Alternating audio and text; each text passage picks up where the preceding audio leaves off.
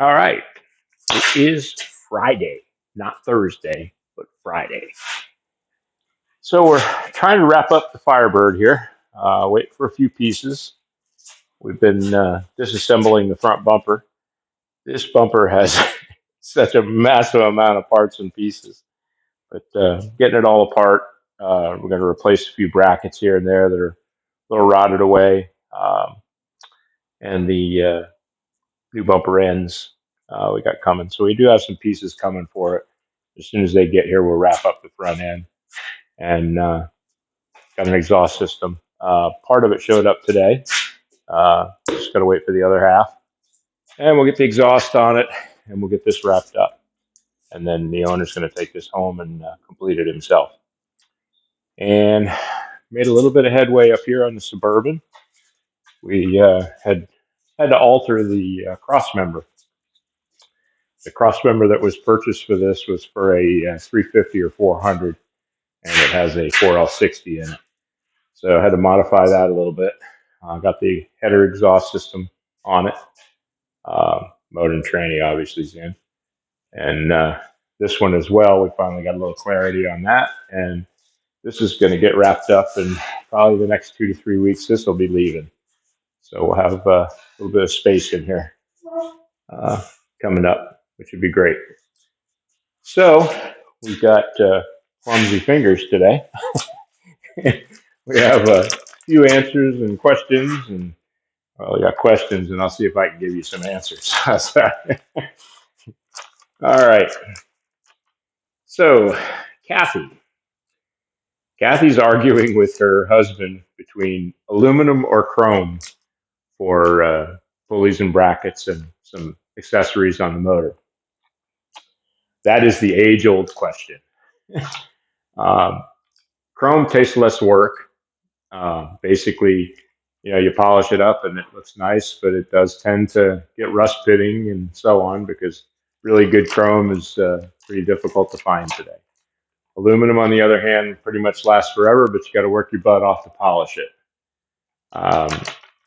The chrome has a brighter finish. The aluminum is more of a satiny look. I prefer aluminum myself, just because the chrome tends to be not as of good quality anymore. It's very difficult finding any place that does really good chrome work. And most of the stuff people purchase today is aftermarket stuff that just didn't have that great of a chrome finish on it to start with. So if you're looking for my opinion, I would say go with the aluminum. The one thing you can do with the aluminum is either purchase or have it clear powder coated. It does deaden the shine, maybe 3%, but it'll last, and you just have to wipe it off then. So I kind of lean towards aluminum. Tom Castle says he's thinking of starting a custom business in Texas. He says, what is the biggest complaint you have about the automotive business? Well, Tom, I got a bunch of complaints about the automotive business.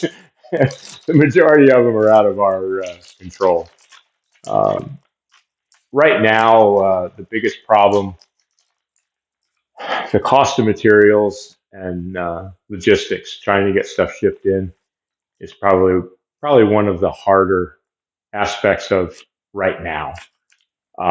I don't know that this is a great time to start this type of business unless you've got a hell of a backlog of customers, because it's a rather costly situation. My biggest complaint is keeping customers paying their bill. We all have problems in life. There's always situations that arise, but at the same token, the shop has situations too where they have to pay their bills. So keeping up with the financial end of it is probably the largest problem that you'll run into. And that's from not just from customers paying, just in general. Parts costs go fluctuating up and down, especially right now, and I really don't know what the future is going to bring with that. So I would tell you that right now is probably not a great time to start a automotive business, but good luck in whatever direction you do choose. because I mean, I've had a lot of fun doing this. Hopefully, I'll continue to have a lot of fun, but it is a challenge. Mike D asks, as far as suspension goes, independent or straight axle? Now, he didn't really clarify whether he's talking about the front or rear, so I'm going to assume he's talking about the rear because obviously independent front suspension is the norm on most everything today.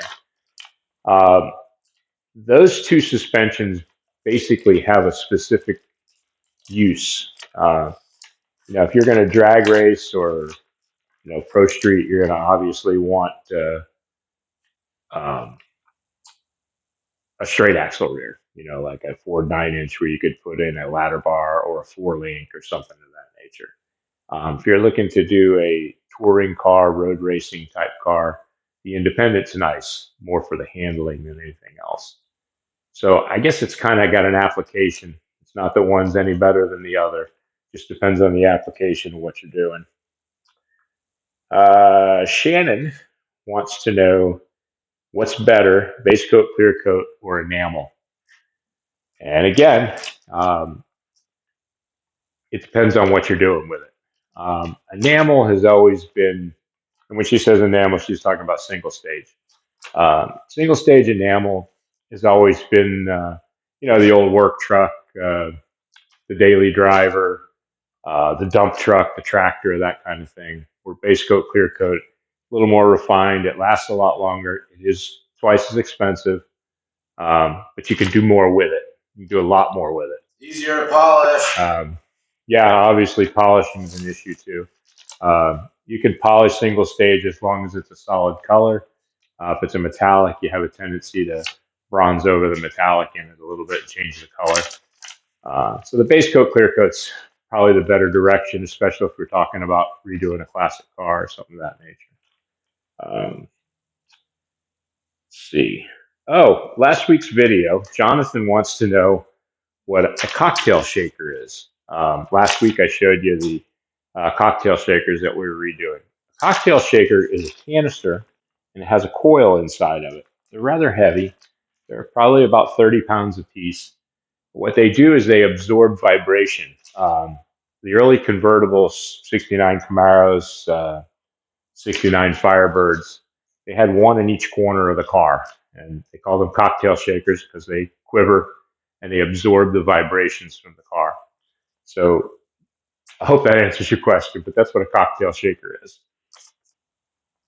And Terry wants to get into building classic cars. So she's going to school for it.